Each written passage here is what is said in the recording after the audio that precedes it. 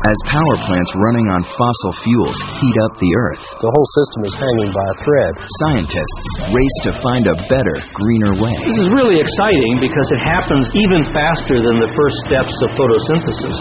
The search is on for clean, renewable energy. How about harnessing the power of the Gulf Stream to make electricity? We have an enormous resource just off of our coast here. Tapping the immense heat at the Earth's core. We have to go deep into the Earth. The city that leads the world in green energy. Here we try to produce as much energy as we consume. Innovative ways to power our planet and forever change the way you live. It's an untapped resource. It's a green energy revolution.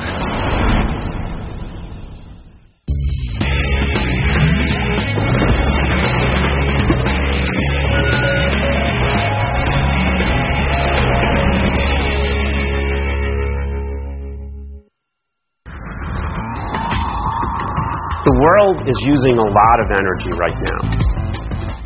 Most of it's coming from oil, gas, and coal.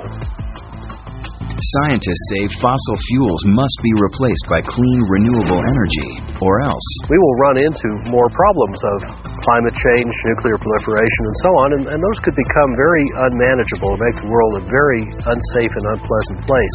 the biggest change will have to happen in the United States, which gobbles up a quarter of the world's energy and imports most of it.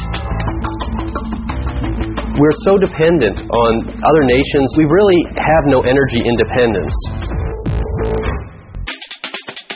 And Florida, with its summer heat and round-the-clock air conditioning, is one big energy hog. We only really have electricity we can use to cool the state. In fact, in the summer, almost 50% of our residential electricity usage goes straight to our air conditioning.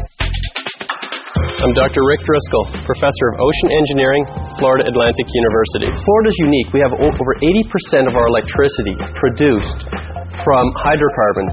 None of those hydrocarbons are produced in Florida, and we have to import all of our hydrocarbons to produce the electricity.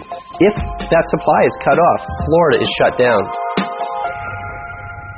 At the SeaTech Research Center in Dania Beach, Florida, Dr. Rick Driscoll is part of a team of scientists who are working on a rescue plan for the state and the rest of the country.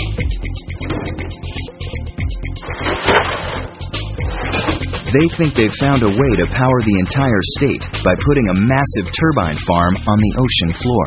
It's going to be about 10 to 15 miles offshore of South Florida, and it's going to be moored in about 1,000 feet of water. As director of the SeaTech Research Center, Dr. Manhar Danik keeps his eye on the big picture. Ocean energy is a really important source of power that can be harnessed. Offshore South Florida is the best location on the planet to harness ocean current energy. We've got the largest flow of ocean water coming by our coastline, pumping over about 8 billion gallons per second. That flow of ocean water is the Gulf Stream, the steadiest sea current in the world. But before they can harness that massive energy, they have some huge problems to solve. It's not just taking that technology that exists in these wind turbines and sticking in the ocean. Their turbines will have to weather the most challenging conditions. You've got surface storms that you can encounter. Storm waves can reach a height of 50 feet. There are destructive storms deep in the ocean, too.